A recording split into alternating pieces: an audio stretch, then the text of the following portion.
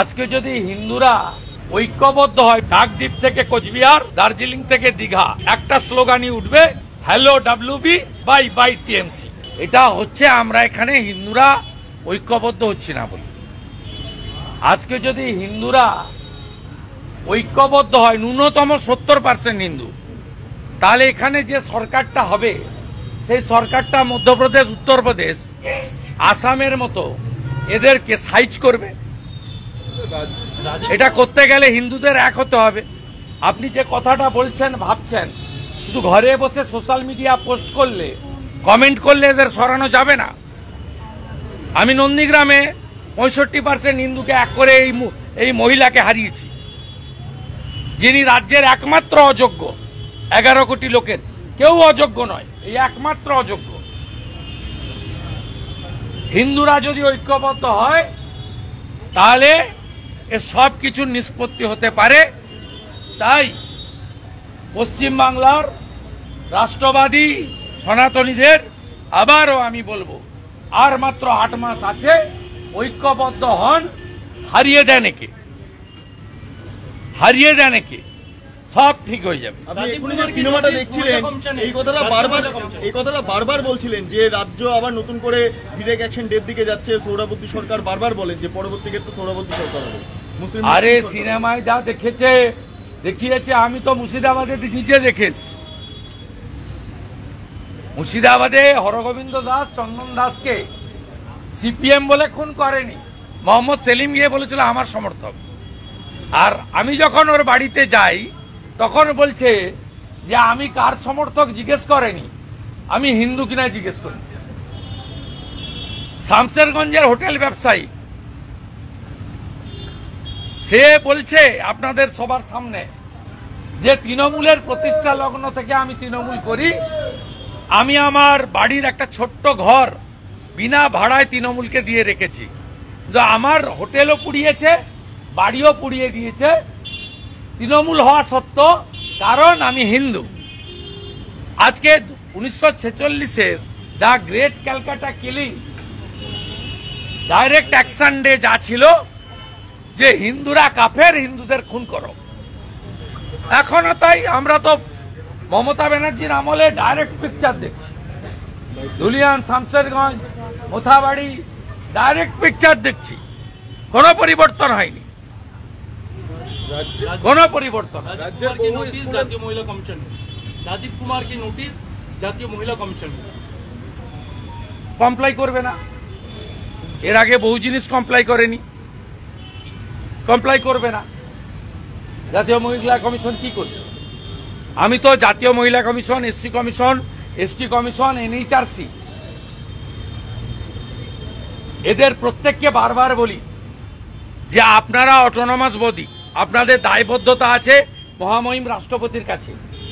আপনারা কেন সুপ্রিম কোর্টে গিয়ে বলছেন না যে পশ্চিমবঙ্গে পোস্ট পোল ভায়োলেন্স থেকে 2021 থেকে, আগেরগুলো আমি জানি না বা অতটা আমার স্মৃতিতে নেই, 2021 থেকে অদ্যাবধি গত 4 বছরে আপনাদের কোনো রেকমেন্ডেশন এরা মানেনি। আপনারা সুপ্রিম কোর্টে গিয়ে কেন বলছেন না?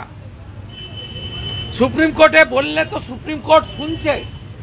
এখানে যারা জামিন পেয়েছিল পোস্ট পোল ভায়োলেন্সে, সিবিআই তাদের বিরুদ্ধে গেল সুপ্রিম কোর্টে। সুপ্রিম কোর্ট বলল যে গণতন্ত্রের একেবারে মূল জায়গায় কুঠারাঘাত করেছে এরা। নির্বাচনে বহুদলীয় গণতন্ত্র, সব দল থাকবে, একজন জিতবে বাকিরা হারবে। সুপ্রিম কোর্টের মন্তব্য এবং তাদের বেল ক্যান্সেল করলো। সিবিআইয়ের ভালো উদ্যোগ এটা।